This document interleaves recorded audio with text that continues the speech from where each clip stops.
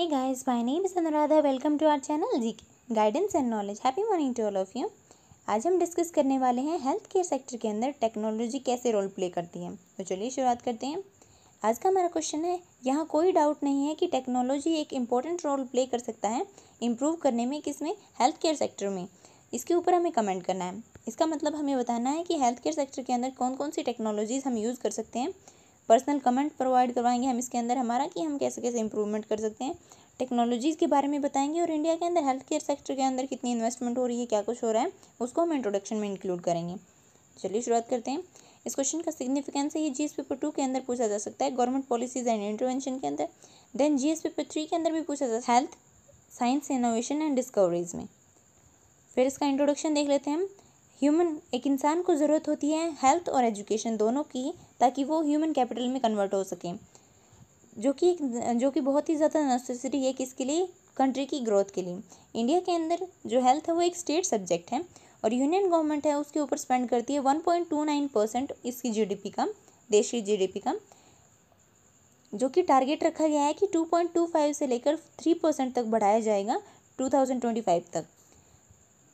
Health care sector को revive करने के लिए और इकोनॉमिक ग्रोथ के लिए टेक्नोलॉजी है वो एक सिग्निफिकेंट रोल प्ले कर सकती है। बेनिफिट्स क्या क्या हैं टेक्नोलॉजी के हेल्थ केयर सेक्टर के अंदर इंक्लूड करने के। टेक्नोलॉजी है वो एक वाइटल रोल प्ले कर सकती है ताकि जो हेल्थ केयर सेक्टर है उसको सिंप्लीफाइड किया जा सके और यूज़र फ्रेंडली बनाया जा सके। इसके अंदर कॉस्ट भी बच जाती है हमारी, इंप्रूव हो जाती है ट्रांसपेरेंसी, एक्यूरेसी भी देखने को मिलती है और हमारा टाइम भी बचता है।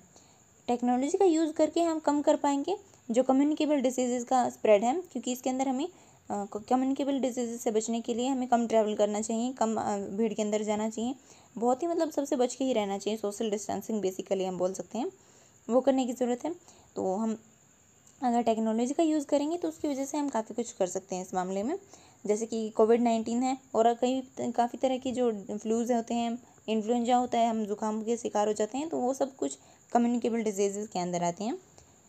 फिर इसके साथ साथ हम क्या अपहोल्ड कर पाएंगे, जो हमारा फंडामेंटल राइट है आर्टिकल 21 के अंदर, राइट टू लाइफ, उसके अंदर हमें राइट टू गुड हेल्थ भी दिया गया है, इसको भी ये अपहेल्ड करेगा। इसके साथ में टेक्नोलॉजिकल एडवांसमेंट है वो हमारी जो साइंस, मेडिकल साइंस है उसको बूस्ट करेगी और जो इसकी वजह से हम क्या कर पाएंगे, बहुत ही जल्दी डायग्नोस कर पाएंगे किसी भी बीमारी को और क्योर भी कर पाएंगे। जैसे कि कैंसर जैसे डिजीज़ हैं उनके बाद में इलाज करना बहुत ही मुश्किल हो जाता है, कीमोथेरेपी वगैरह करनी पड़ती है, लेकिन अगर उसे अर्ली डायग्नोज कर लिया जाएगा तो हम उसे आसानी से ड्रोन का यूज़ कर सकते हैं वैक्सीन डिस्ट्रीब्यूशन के अंदर। ये हेल्प करेगा हमें प्रोवाइड करवाने के लिए वैक्सीन ऐसे एरिया के अंदर जहाँ पे वो हमारी पहुँच है बहुत कम होती है और हिली एरिया होता है उसके अंदर भी हम कम पहुँच पाते हैं। फिर ड्रोन है उनको यूज़ भी कर सकते हैं हम एक डिसइंफेक्शन की तरह। फिर जो हमारा एग्जांपल है, हम कुछ एग्जांपल्स दे सकते हैं, जैसे कि डीआरडीओ ने डेवलप किया है यूवी ब्लास्टर को डिसइंफेक्शन करने के लिए काफ़ी सारे सामान को, वो और एक क्राइस्पर जो जीन एडिटिंग के थ्रू हम काफ़ी सारे डिसऑर्डर को दूर कर सकते हैं। तो ये टेक्नोलॉजी के कुछ एग्जांपल्स हैं।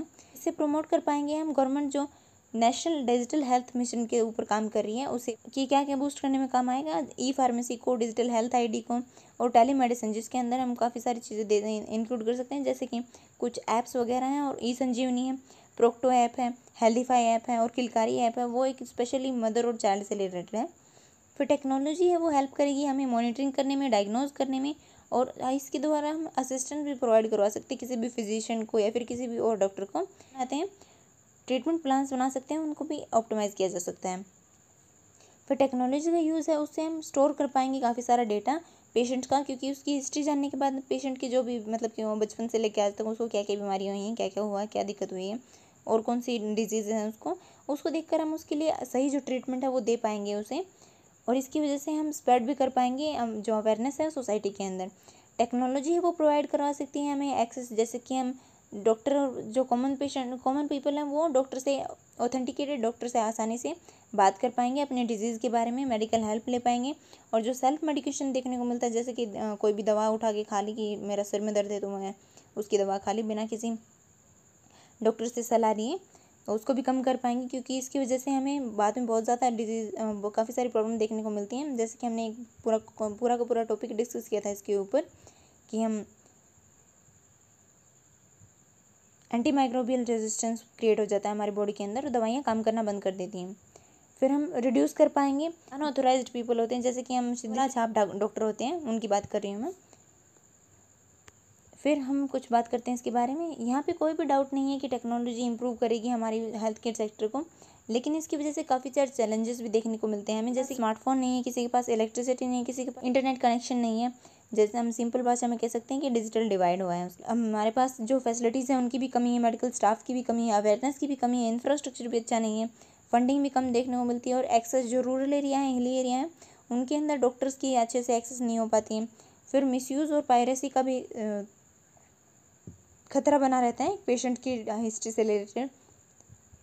फिर मेजर्स क्या क्या लेने की ज़रूरत है, हम क्या क्या कदम उठा सकते हैं इसको ठीक करने के लिए। हमें डेवलप करना होगा इंफ्रास्ट्रक्चर को, स्पेंडिंग को बढ़ाना होगा इस सेक्टर के अंदर, और अवेयरनेस स्प्रेड करनी होगी। साथ ही साथ टेक्नोलॉजीज़ का यूज़ करना होगा, जैसे कि हम आर्टिफिशियल इंटेलिजेंस, जैसे कि रोबोट है, उसका यूज़ कर सकते हैं मेडिसिन देने में, फूड देने में, हेल्थ केयर चेकअप के फैसिलिटीज़ के अंदर। काफ़ी सारे हॉस्पिटल्स के अंदर इसका ऐसा किया भी जा रहा है, जैसे कि सवाई मानसिंह हॉस्पिटल है जयपुर के अंदर, इसके अंदर ये इसे इम्प्लीमेंट किया गया है। इससे हम डिजीज़ को रोक पाएंगे, क्योंकि अगर एक व्यक्ति से कॉमनली एक इंसान किसी बीमार व्यक्ति के पास जाता है तो उसके चांसेस बढ़ जाते हैं कि उसको भी उसकी बीमारी लग जाएगी। फिर प्रॉपर इलेक्ट्रिसिटी और इंटरनेट कनेक्टिविटी प्रोवाइड करवाने की ज़रूरत है। हम ड्रोन का यूज़ कर सकते हैं वैक्सीन के डिस्ट्रीब्यूशन में, और जो कि काफ़ी सारे एरियाज़ के अंदर जो बहुत ज़्यादा दूर हैं, जहाँ तक हमारी पहुँच बहुत कम देखने को मिलती है, जैसे कि ओडिशा और तेलंगाना गवर्नमेंट ने रिसेंटली किया भी है इसे। फिर हमें ज़्यादा रिसर्च और डेवलपमेंट करने की ज़रूरत है, और जो गैप है हमारे, जो मतलब डॉक्टर और पेशेंट का जो रेशो होना चाहिए उसके अकॉर्डिंग रेशो नहीं होता है, तो उसको भी फुलफिल करने की ज़रूरत है। हम क्यूबा का जो वाइट कोट आर्मी है उसको भी, उस कॉन्सेप्ट को भी इस्तेमाल कर सकते हैं। इसके बारे में मैं थोड़ा बताना चाहूँगी, क्योंकि ये काफ़ी इंटरेस्टिंग चीज़ है। पैंडेमिक के समय पे लगभग 40 कंट्रीज़ ऐसी हैं जिन्होंने मेडिक्स रिसीव की हैं क्यूबा कंट्री से, जिसकी पॉपुलेशन सिर्फ 11 मिलियन है। और ये 1959 से ही क्यूबा ऐसा देश है जो डिजीज़ आउटब्रेक होते हैं या फिर कहीं पे भी डिज़ास्टर लाइक सिचुएशन होती है, तो वहाँ पे उन प्लेसेस पे ये अपने डॉक्टर्स को भेजते हैं। जैसे कि हम एग्जांपल ले सकते हैं कि पिछले दशक कोलेरा फैला था हैती के अंदर, और इबोला जो वेस्ट अफ्रीका के अंदर फैला था, इबोला वायरस, उसके अंदर उसे भी कॉम्बैट करने के लिए इन्होंने काफ़ी सारे डॉक्टर्स को भेजा था। और पिछले कुछ दशकों में इन्होंने काफ़ी सारा काम किया है। जैसे कि क्यूबा के डॉक्टर हैं, वो रेगुलर मिशंस पे जाते हैं हम, और उन्हें भेजा जाता है, और ये काम करते हैं, फ्रीली भी प्रोवाइड करवाते हैं और मनी के बेसिस पे भी करवाते हैं। काफ़ी जगह पे ऐसा होता है कि क्यूबा की जो गवर्नमेंट है वो इनको मनी और गुड्स के बदले में भेज देती हैं। फिर हम इसके और क्या क्या है, क्योंकि क्यूबा एक ऐसी कंट्री है जिसके अंदर मेनली जो टूरिज़्म है उसी के बेस पे भी काम करते हैं ये, उसी के वही इनकी इकोनॉमी के लिए बेस्ट रहता है। इस वजह से उनके साथ काफ़ी सारी प्रॉब्लम हो गई है कोविड-19 के टाइम पे, बिकॉज़ यहाँ पे सब कुछ बंद है। काफ़ी बहुत ही कम देखने को मिल रहा है कि कोई भी टूरिज़्म वगैरह के लिए जा रहे हैं, तो उसके लिए काफ़ी सारे देशों ने इनको पेमेंट भी किए हैं, अपनी जो सर्विसेज दे रहे हैं इनके डॉक्टर्स उनके लिए। तो इसलिए ये इनकी हार्ड करेंसी भी बन सकता है, ये सेक्टर इनकी हार्ड करेंसी के रूप में भी काम कर रहा है। तो काफ़ी इंटरेस्टिंग लगा मुझे। आगे बात कर लेते हैं हम। तो ये कुछ इंटरेस्टिंग बात थी इसके बारे में। वैसे तो बहुत ही छोटी सी आइसलैंड कंट्री है, लेकिन बहुत फ़ायदेमंद है। यहाँ पे मोस्टली लोग हैं वो साइंटिस्ट हैं, डॉक्टर हैं, मतलब कि बहुत ही कम ऐसे हैं जो वेस्टफुल घूम रहे हैं, ज़्यादातर लोग अपने काम में लगे हुए हैं। फिर हमें नीड क्या है फॉलो करने की, जो जापान का मॉडल है। Japan, south Korea, China, USA, ये ऐसी कंट्रीज़ हैं जो काफ़ी सारी जो टॉप पे रहती हैं, जो टेक्निकल एडवांसमेंट है, टेक्नोलॉजिकल एक्सपर्टीज़ हैं हेल्थ सेक्टर के अंदर, ये यूज़ करती हैं। तो हमें इनके मॉडल को भी फॉलो करना चाहिए, प्रॉपर इम्प्लीमेंटेशन करना चाहिए काफ़ी सारे स्कीम्स का, जैसे आयुष्मान भारत है, सेहत है, और जो रिकमेंडेशंस दी गई हैं नीति आयोग के द्वारा, भोर कमेटी के द्वारा, मुरलीधर कमेटी के द्वारा, या फिर करतार सिंह कमेटी के द्वारा, उनको भी मानने की ज़रूरत है। इंक्रीज़ करनी होगी इन्वेस्टमेंट हेल्थ केयर सेक्टर के अंदर। फिर हमें जो स्टेट सब्जेक्ट है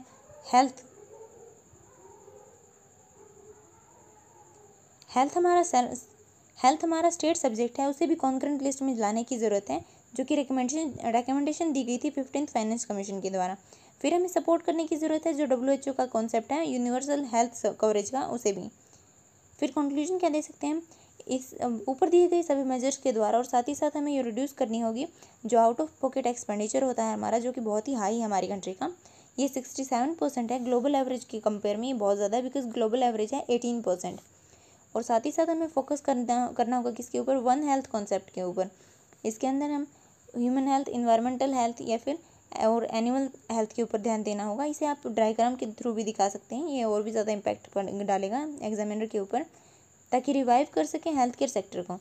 इससे हमें और क्या हेल्प मिलेगी, हम अचीव कर पाएंगे जो सस्टेनेबल डेवलपमेंट गोल 3 है, जिसके अंदर जो कि है गुड हेल्थ एंड वेलबींग, और इम्प्रूव कर पाएंगे हमारे रैंक काफ़ी सारे इंडेक्सेस के अंदर, जैसे कि ह्यूमन डेवलपमेंट इंडेक्स है, इसके अंदर हमारी रैंक 131 है 189 कंट्रीज़ के अंदर, तो इनको भी हम इम्प्रूव कर पाएंगे।